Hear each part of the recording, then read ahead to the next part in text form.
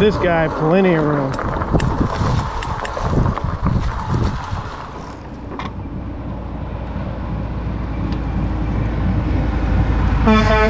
Yeah! We got one.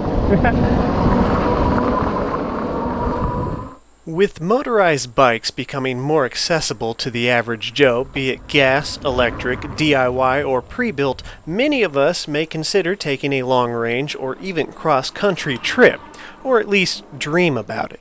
When I talk about these bikes being more accessible, I don't mean just in price, available parts, and improved technology, all which have come a long way, but mainly the information available. Gone are the days where you had to figure out everything on your own. And thanks to these improvements, what I've found is people pushing these bikes further and further distances until each extra mile just turns into an arbitrary number. To put it simply, because motorized bikes have come such a long way in the past couple of years, individuals like myself who are not in the best physical condition can now enjoy these long-range adventures that up until now were only reserved for the physically fit. So in today's video, I'll be exploring some of the mechanical, technical, physical, and mental aspects of long-range trips for the average Joe.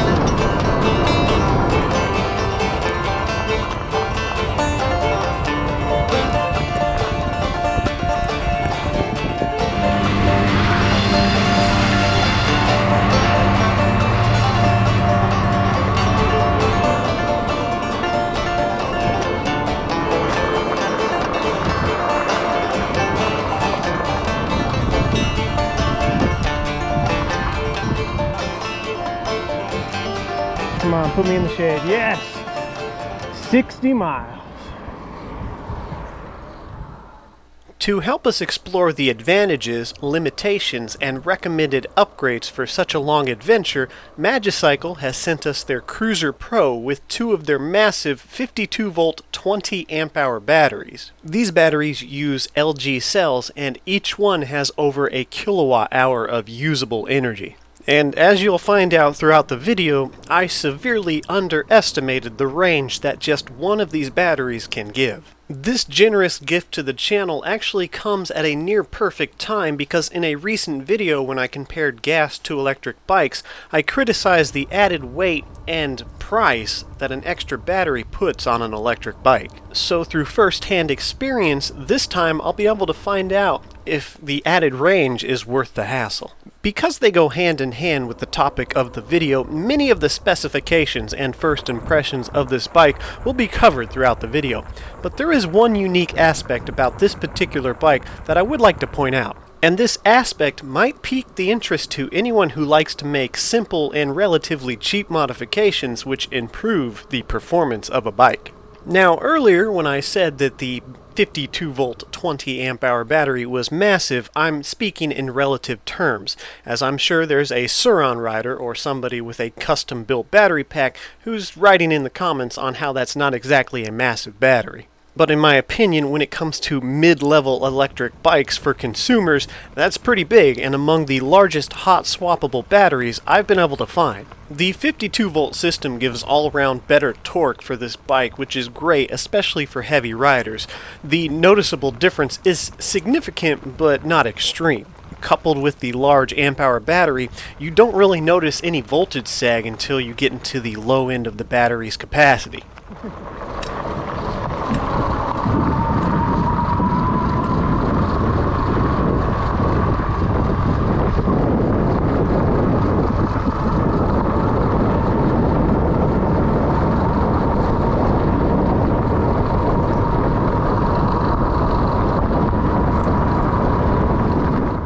The bike will still top out at the legal limit of 28 miles an hour. It just gets there a lot faster than any of the other bikes I've tested so far. Now on e-bikes, I personally find this 28 mile an hour speed limit to be more than enough and something I never really ride in, simply to improve range. But should you find yourself in a situation where you wanted to increase the bike's top speed, swapping out the speed controller would probably do the trick. I only bring this up on the Cruiser Pro from Magicycle simply because it already has the 52-volt system, so that's one less thing you need to worry about. To fulfill their legal obligations, Magicycle will probably not condone doing this, but I just thought I'd point it out. Moving back to the topic at hand, let's start out with the mental aspects of taking long-range trips on a motorized bike. This is going to probably seem obvious once you hear it, but when you're planning your trip, it's easy to overlook. And although I'm sure some of you are here because you need to make weekly long-range trips for practical reasons, for the sake of argument, let's just assume most of us are doing this because it's a fun challenge. And with that being said, the ride, in my opinion, should be just as, if not more enjoyable than the destination. Once you begin to discover the range that you can reach on these bikes, it's easy to open Google Maps, pick the furthest destination within the limits of your bike, and then make a beeline for it and head home.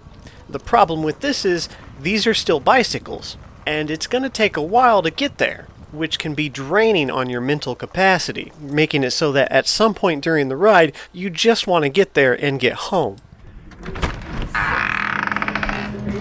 Hello again. All right. I'll get that Rocky Mountain breakfast. Let's see what a Rocky Mountain breakfast with sausage looks like.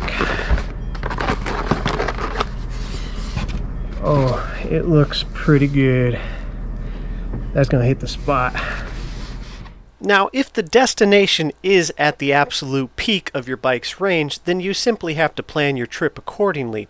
But if you're just looking for an adventure and not necessarily the maximum range away from your starting point, try to choose a path which would take you through new locations and unique destinations along the way to make it more enjoyable. Treat your rides like you're watching a movie. You're not just there to see the outcome of the film, but every little thing that happens along the way. For instance, during my 60-mile round trip in this video, I made sure I went down back roads, trails, stopped at a small diner, and explored interesting locations I found along the way. That's unfortunate. A lot of places like this, the pandemic closed them down and pretty much killed them. They couldn't bounce back. So, big doggies. There's a husky. Alright, so I guess I was supposed to make a turn back there, and I didn't.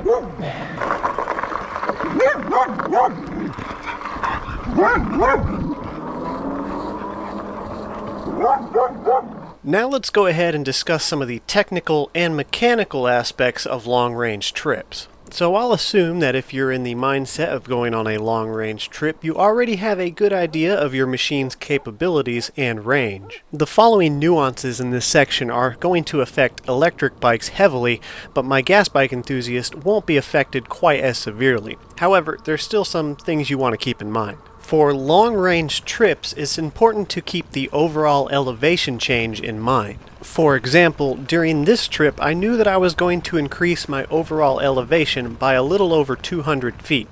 That's not too bad, but in longer trips, it can play heavily on your estimated range values.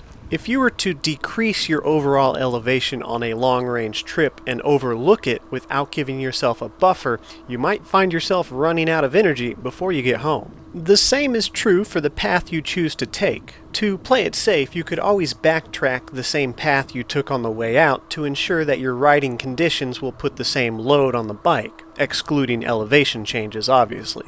But if you're like me and you really want to enjoy the ride while seeing as much new scenery as possible, you might choose to take a slightly or dramatically different path on your way home. Just an example of how you could tackle this is try and use the roughest path on your way out and save the smoothest path for your way back. I say this simply because loose trail conditions or back roads can put significantly more load on the battery than a smooth paved road. Next, try to save your aggressive riding style, if you have one, for the beginning of the trip. If you use more throttle on the way out, then you'll have more energy left in your body to provide pedal assistance should you find yourself in a situation where your battery is running low. Also, keep in mind that electric bikes have more range and power when the battery is at higher capacity, so don't make the mistake of thinking that you'll ride out until you hit 50% and then ride back with what's remaining in the battery.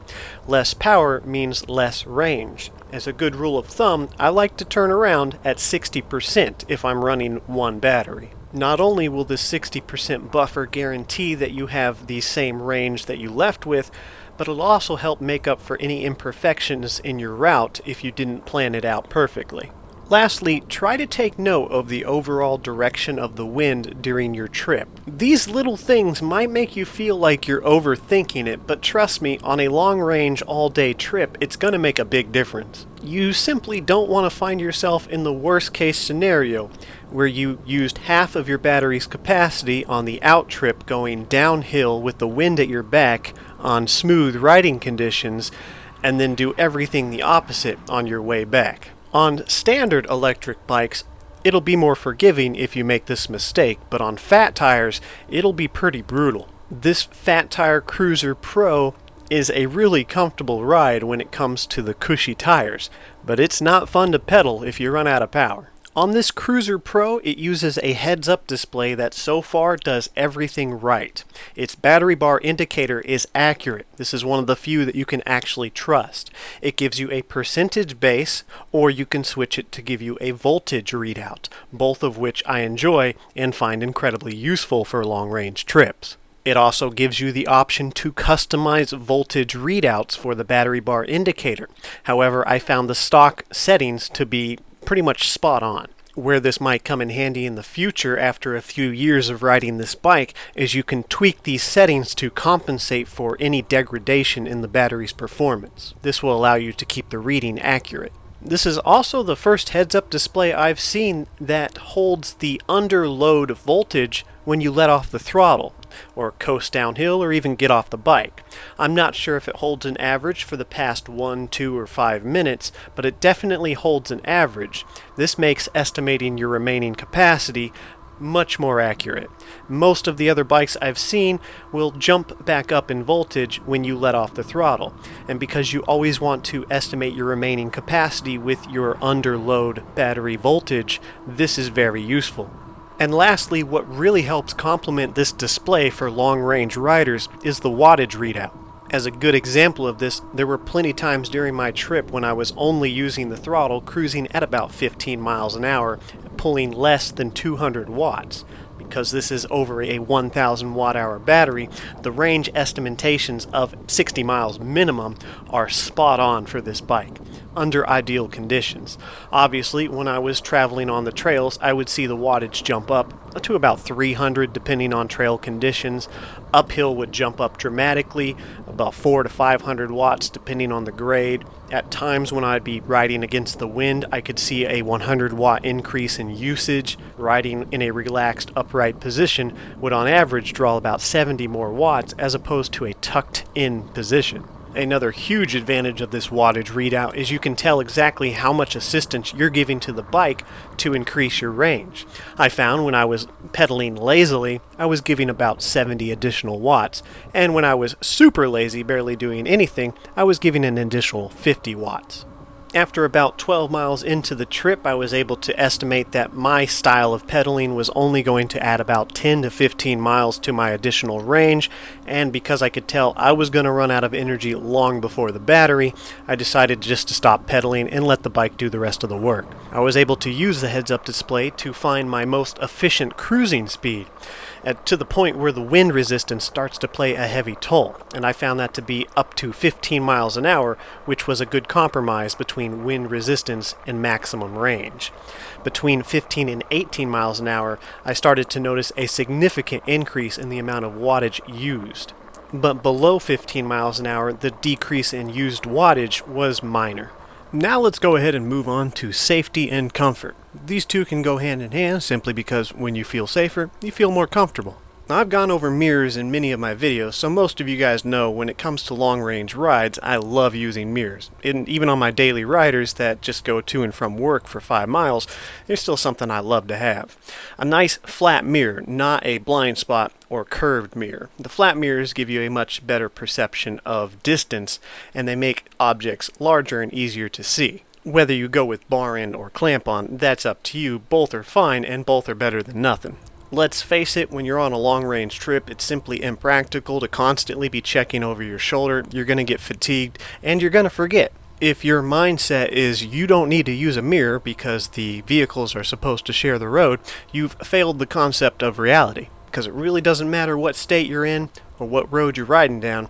If there's a truck coming and there's no shoulder, you're in the way, whether you like it or not. And for the same reason, high-vis clothing and anything on the bike that you can make high-vis, such as the battery in our situation, are going to help you out, especially when you're riding down roads where people don't normally expect to see a bicyclist. For times when you need to get out of the way, I find the fat tire bikes to be much easier to control and maintain stability when you need to quickly move off the side of the road. Now let's dig a little bit more into comfort and where sacrifices are made. After you've ridden your bike on a few mid-range test rides, you should have a pretty good idea of how much, if any, pedaling you plan on doing during a long-range trip. And this is important because it will affect the seat post, and handlebars you plan on using for future trips. The Cruiser Pro, in my opinion, has a good mid-range sacrifice when it comes to applying pedal assistance or just using the motor. The medium lift on the handlebars and wide seat that doesn't interfere with pedaling allows you to both apply pedal assistance or use throttle only for an extended range, I would say up to about 2 hours. But beyond that, if you're going strictly for comfort, you're going to start to feel the burn. If you decide to go maximum lazy man setup, you can get a suspension seat post, a nice large cushy seat, and some aggressively lifted handlebars, which will take a lot of pressure off your legs, your butt, your back, your shoulders, and your wrist. The trade-off is these items make pedaling less efficient and will give more wind resistance due to the more relaxed upright riding stance. Individuals who have decided they want to apply a lot of pedal assistance for maximum range or just a workout can go with a narrower seat, lift the seat post, drop the handlebars for less wind resistance and more efficient pedaling. But comfort pretty much goes out the window, and this style of bike is not optimum for aggressive pedal assistance. This 60-mile round trip tops our previous personal best of 58 miles on one of the gas bikes. I'll leave a link to that video in the description if you're curious. It was a few years ago in my early days of building gas-powered motorized bikes, so I was more concerned about the motor and not paying too much attention to anything else. I'm not knocking the gas bike builds, as I have a handful of them that could have made this trip as well, and probably done it a lot faster. But as most of you have figured out throughout this video, speed is a small aspect of a long-range trip unless you're going somewhere where you need to be. With the Magicycle being a heavy-duty frame that's purpose-built for these long-range journeys, it allowed us to focus more heavily on other aspects of the bike which also affect long-range trips. My original plan with this trip was to ride out as far as I could on one battery while enjoying the trip along the way, swap them out, and then ride home. Unfortunately, somewhere around the 27 or 28 mile mark, I was ready to turn around and go home. I knew if I pushed it out much further, it was going to be an unbearable ride back. Everything was burning, from my butt, my back, my shoulders, and my wrist. Out of the box, the Cruiser Pro is not an uncomfortable bike. It's actually pretty pleasant. It's just I'm not used to taking these extended long-range trips, so there's some changes I'm going to make. I'll be swapping out these faux leather grips as I don't find them to be very comfortable on long-range trips. Plus, once they get hot, they start to rotate. The seat I would leave as is if this was just an everyday riding bike, as I find it to be just fine for both pedaling and comfort, but since this is going to be a dedicated long-range bike, I'm going to swap it out for a nice cushy extra large seat. As the only time I really plan on extending this bike's range by pedaling is when I'm traveling uphill, and we don't have a whole heck of a lot of hills around here. And lastly, I'll also be adding a suspension seat post. I'll probably use one of the Zoom posts, as they're relatively cheap, around $30, and have good reviews. I'll be coupling these upgrades with cooler weather, which should be arriving in a few weeks, and then try to reconquer these batteries. As it stood during this ride, I fatigued far before the battery was ready to quit. After deciding I had reached my halfway point at 27 miles, I took a break, ate, hydrated, then continued to explore an unmarked cemetery, a campground with some nice little trails, putting us at 35 miles for the first half of the trip. And to my surprise, there was about 40% battery left, which I consider to be 30 because I never like to drain these down to nothing. Knowing that the overall elevation change during this trip was uphill, and I had chosen to ride on gravel paths as well as trails for at least half of the trip, I knew that if I decided to take a beeline on smooth roads back, I could have gotten home on this one battery. But having taken such a leisurely speed the whole way here, I decided just to swap them out and gun some full throttle on the way back. As far as whether or not I think carrying the second battery with me was worth it, well, during this trip, probably not necessary. It's 10.5 pounds or 4.8 kilograms of added weight. It's not extreme, but it's definitely noticeable. And to do this practically, you would probably want to keep it in a basket because more than likely, if you're planning on going on a trip that uses 2 batteries, you're going to be carrying other stuff with you, maybe for a camping trip or something like that. And although it's a fairly large battery when compared to other e-bikes, I feel like for a minimalist camping trip going a long distance, it shouldn't get in the way too much. The biggest thing is that you simply want to secure it. These can be delicate devices, and you don't want them bouncing around all over the place if you plan on riding under rough conditions. In my opinion, the range of one of these batteries will outlast most riders with the stock configuration on this bike, so you'd probably want to look into upgrading comfort before extending the range any further. But I will say, the peace of mind knowing you can push out on one battery as far as you want while still having a second to get home is really nice, assuming you took into consideration what we've talked about in this video and didn't screw up your trip planning with an extreme elevation change. As far as the rest of the bike goes, this tops our list at most expensive tested so far. The Magicycle's Cruiser Pro with the 20 amp hour 52 volt battery comes in at $2,000, and add on an extra $580 if you decide to go with the twin battery setup. And at this point, you need to think seriously about whether or not an e-bike in this price range is worth it compared to a small motorcycle. That's completely up to you. Each have their advantages and disadvantages, and personal preference is going to play a big part on your decision. I can happily say that the Cruiser Pro build quality and included features does stand up well to its price point. The improved acceleration of the 52 volt system is a big bonus, the extended range on this bike as well. Its hydraulic brakes were properly adjusted and bled from the factory, applying great braking performance right out the box. The derailleur required no adjustments whatsoever. The bike has true hydraulic forks. They can be a bit clunky, so they're not the best hydraulics, but they're better than anything in the spring-loaded market. Front and rear lights, front and rear massive fenders to keep you clean. As far as I can tell, the entire build is water resistant, so you should have no issues driving through the rain, although I would try to avoid submerging the bike. The geometry of the frame provides great stability under sketchy conditions or one-handed riding. The bike has cruise control, which, thank you for this. This was used quite a bit during our trip. And should you choose you want to do a lot of pedal assistance, you can customize how many pedal assistance levels you have, and each level to match up to the gears on the bike. The lowest gear on this bike won't do much if you're trying to pedal without power. It's still going to apply a lot of resistance. However, their gear ratio is pretty nice for pedal assistance, as you can apply meaningful assistance all the way up to 20 miles an hour. And for ease of maintenance, the bike even includes a coated rust-resistant chain. So far, I only really have 2 complaints about this bike. One of them appears to be a defect, and the other is something they probably should upgrade. The headlight is, so far as I can tell, the worst one I've tested on e-bikes so far. It's really dim. It is good enough for about 10 to 12 miles an hour in pitch black, but beyond that, I don't trust it. And being this is called the Cruiser Pro, really should have come with a pro-level headlight. These can't be that expensive. And lastly, I think this is just a defect with my bike, as there appears to be an abnormality in the front tire. I haven't had much time to examine it thoroughly yet to find out what it is, but I'm pretty sure it's the tire because the rim appears to be true. While riding the bike at mid-range speeds, I can both hear and feel a lump in the tire.